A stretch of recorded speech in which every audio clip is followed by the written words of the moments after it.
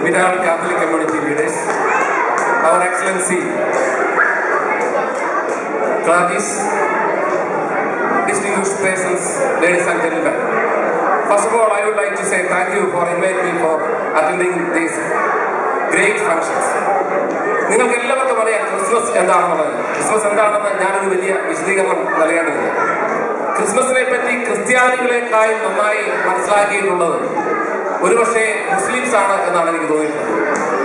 നിങ്ങൾ ആരെങ്കിലുമൊക്കെ ഇസ്രായേലിൽ പോയിട്ടുണ്ടെങ്കിൽ, ബെത്ലഹേം സന്ദർശിച്ചിട്ടുണ്ടെങ്കിൽ, ബെത്ലഹേമിലെ കാലിത്തൊഴുത്തിലേക്ക് നിങ്ങൾ കയറണമെങ്കിൽ തല കുനിച്ച് മാത്രമേ കാലിത്തൊഴുത്തിലേക്ക് നിങ്ങൾക്ക് കയറാൻ കഴിയൂ.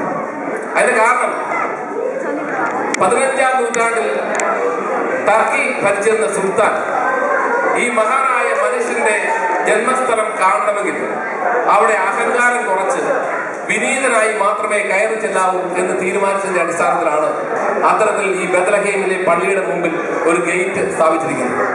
ആ ഗേറ്റിലൂടെ നമുക്ക് തല നിവർത്തി കടന്നു കയറാൻ പറ്റില്ല.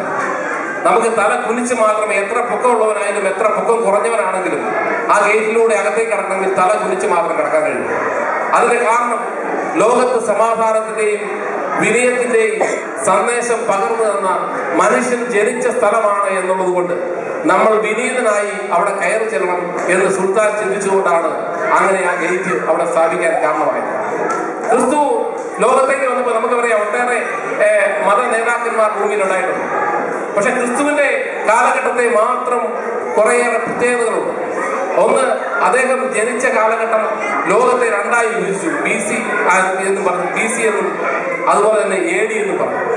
അതുപോലെ തന്നെ അദ്ദേഹത്തിന്റെ ജന്മം എന്ന് പറയുന്നത് മുസ്ലിങ്ങളെ സംബന്ധിച്ചിടത്തോളം അതിനുശേഷം ഒരു പ്രവാചകൻ മാത്രമേ ലോകത്തുണ്ടായിട്ടുള്ളൂ, മുഹമ്മദ് നബി. ആ തൊട്ടു മുമ്പുള്ള ഈസാ നബിയാണ് ക്രിസ്തു എന്ന് പറയുന്നത് മുസ്ലിങ്ങളെ സംബന്ധിച്ചിടത്തോളം. അപ്പൊ ലോകത്തെ സകല രണ്ട് പ്രസിദ്ധമായ സെമിറ്റിക് മതങ്ങളിൽ, ആ സെമിറ്റിക് മതങ്ങളിൽ ശ്രദ്ധേയമായ ഇസ്ലാമിനും അതോടൊപ്പം തന്നെ ക്രിസ്ത്യാനിറ്റിക്കും ആദരിക്കുന്ന, ബഹുമാനിക്കുന്ന പ്രവാചകന്റെ ഒരാളാണ് ക്രിസ്തു എന്ന് പറയുന്നത്. ഞാൻ ക്രിസ്തുവിന്റെ ആത്മീയ തലത്തേക്കായി കൂടുതൽ എന്നെ സ്വാധീനിച്ചിട്ടുള്ളത് അദ്ദേഹത്തിന്റെ സാമൂഹിക തലമാണ്. ഒരുപക്ഷെ ക്രിസ്തു സമൂഹത്തിലുണ്ടാക്കിയ ഏറ്റവും വലിയ മാറ്റം എന്താണെന്ന് നമ്മൾ ഇസ്രായേലിൽ പോയാൽ നമുക്ക് കാണാൻ കഴിയും. ഇസ്രായേലിലെ 76 ഏക്കർ സ്ഥലമാണ് ലോകത്തിന്റെ മുഴുവൻ യുദ്ധത്തിന്റെയും കാരണം എന്ന് പറയുന്നത്. ആ 76 ഏക്കർ സ്ഥലത്തിൽ ഒരേ ഒരു സ്ഥലത്താണ് ഇസ്രായേൽ ജെറുസലേം ദേവാലയം ഇരിക്കുന്നത്. ആ ജെറുസലേം ദേവാലയം ഇരിക്കുന്ന 76 ഏക്കർ സ്ഥലത്തിന് ചുറ്റും ഒരു വലിയ മതിലുണ്ട്. അത് വിവിധ കാലഘട്ടങ്ങളിലാണ് കെട്ടിയിരിക്കുന്നത്. ആ മതിലിന് 16 ഗേറ്റുകളുണ്ട്. ആ ഒരു ഗേറ്റ് എന്ന് പറയുന്നത് സെന്റ് സ്റ്റീഫൻ ഗേറ്റ് എന്നാണ് പറയുന്നത്. എന്തുകൊണ്ടാണ് സെന്റ് സ്റ്റീഫൻ ഗേറ്റിന് പേരുണ്ടായത് എന്ന് ചോദിച്ചാൽ, ഈ സെന്റ് സ്റ്റീഫൻ ക്രിസ്തുവിൽ അല്ലെങ്കിൽ ക്രിസ്തു വിശ്വാസത്തിന്റെ അടിസ്ഥാനത്തിൽ അദ്ദേഹത്തിലുണ്ടായ ആത്മീയ പ്രചോദനത്തിന്റെ പേരിൽ ക്രിസ്ത്യാനിറ്റിയെ പറ്റി പ്രസംഗിച്ചതുകൊണ്ട് അദ്ദേഹത്തെ കല്ലെറിഞ്ഞു കൊല്ലാൻ തീരുമാനിച്ചു. അന്നത്തെ ജൂത നിയമം അനുസരിച്ച് കല്ലെറിഞ്ഞു കൊല്ലാൻ തീരുമാനിച്ചു. ആ കല്ലെറിഞ്ഞ് അതിന്റെ കാരണം ഞാൻ പറയുന്നത് ആ കാലഘട്ടത്തിൽ നിന്ന് നിയമ സംവിധാനത്തെ പറ്റി ചൂണ്ടിക്കാണിക്കുന്നതിന് വേണ്ടിയാണ്. അദ്ദേഹത്തെ കല്ലെറിഞ്ഞ് കൊന്ന സ്ഥലമാണ് ഈ സെന്റ് സ്റ്റീഫൻ ഗേറ്റ് എന്ന് പറയുന്നത്. ആ കാലഘട്ടത്തിലാണ് ക്രിസ്തു ജനിക്കുന്നത്.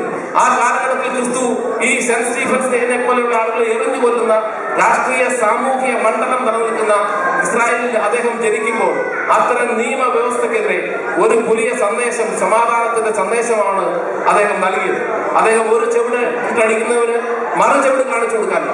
യൂതനെ സംബന്ധിച്ചിടത്തോളം കണ്ണിന് കണ്ണ്, തലയ്ക്ക് തല, നഖത്തിന് നഖം എന്നുള്ള അവന്റെ ഫിലോസഫിയിൽ നിന്ന് വ്യത്യസ്തമായി അവനൊരു സമാധാനത്തിന്റെ ഒരു ചെവിടിട്ട് അടിക്കുന്നതിന് മറു ചെവിട് കാണിച്ചു കൊടുക്കുവാനും, എന്റെ വസ്ത്രം എടുത്തുകൊണ്ട് പോകുന്നതിന് കോട്ടുകൂടി കൊടുക്കുവാനും അദ്ദേഹം ആ സമൂഹത്തോട് പ്രസംഗിച്ചു.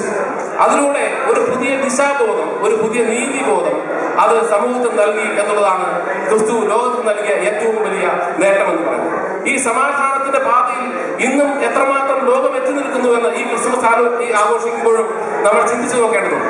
നമ്മുടെ ചുറ്റും മതത്തിന്റെ പേരിൽ അറക്കപ്പെട്ട തറയും തൂക്കിപ്പിടിച്ചുകൊണ്ട് നമ്മുടെ മുമ്പിലേക്ക് വരുന്ന ചിത്രങ്ങൾ ഓരോ ദിവസവും നമ്മുടെ കൺമുമ്പിലൂടെ കടന്നുപോകും.